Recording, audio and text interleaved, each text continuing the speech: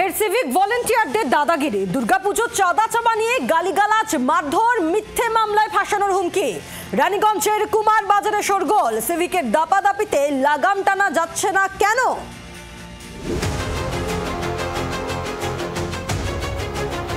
দুর্গাপুজোর চাঁদা চাওয়াকে কেন্দ্র করে এক সিভিক ভলেন্টিয়ার ও তার ভাইয়ের বিরুদ্ধে হুমকি ও মারধরের অভিযোগ। রানীগঞ্জের কুমার বাজারের পূর্বপল্লীতে চাঞ্চল্য।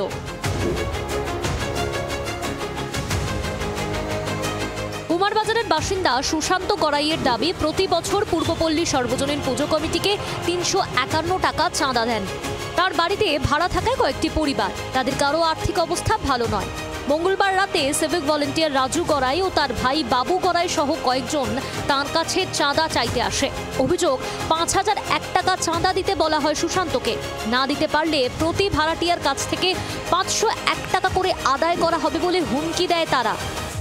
বাড়ি ভাড়া যতগুলো আছে সবাইকে বলছে ৫০১ করে দিতে হবে, তো সবার পক্ষে সম্ভব নয়, যে যতটা দেবে। আমি বলেছি ভাই, যে যত কেউ ৫১ দিল, কেউ ২০১ দিল, কেউ ৫০১ দিল, আমি ১ করে তোমাদেরকে দিয়ে দেবো, তোমরা থাকো। বাড়িওয়ালা সুশান্তর অভিযোগ, রাজু ও তার ভাই তাকে কটূক্তি করে, মিথ্যা মামলায় ফাঁসানোর হুমকিও দেয়। প্রতিবাদ করলে তাকে মারধর করা হয় বলে অভিযোগ। মঙ্গলবার রাতে রানীগঞ্জ থানায় লিখিত অভিযোগ দায়ের করেন সুশান্ত। জাত তুলে কথা বলে আমার উপরে, হ্যাঁ, তারপর কথাবার্তা বচসাই করতে করতে আমার গায়ে হাত তুলে দেয়। তো পাড়ায় থাকতে দেবো না, ৫০০১ টাকা চাঁদা চাই, হ্যাঁ, আমি উল্টো কেসে ফাঁসিয়ে দেবো, হ্যাঁ, পুলিশ আমার কিছু করতে পারবে না। যদিও সব অভিযোগ অস্বীকার করা হয়েছে পূর্বপল্লী সর্বজনীন পুজো কমিটির তরফে। ওনার কাছেও গেছিলাম তারা তুলতে, তো উনি গালিগালাজ করলেন। আমরা ওনাকে যে কোনো জোরজবরদস্তি করিনি, ওনাকে শুধু আমরা একটা অ্যামাউন্ট লিখে দিলাম যে দাদা আপনি এটা দিতে পারবেন কিনা, সেটা আমরা প্রত্যেক বাড়িতে সেমই করি।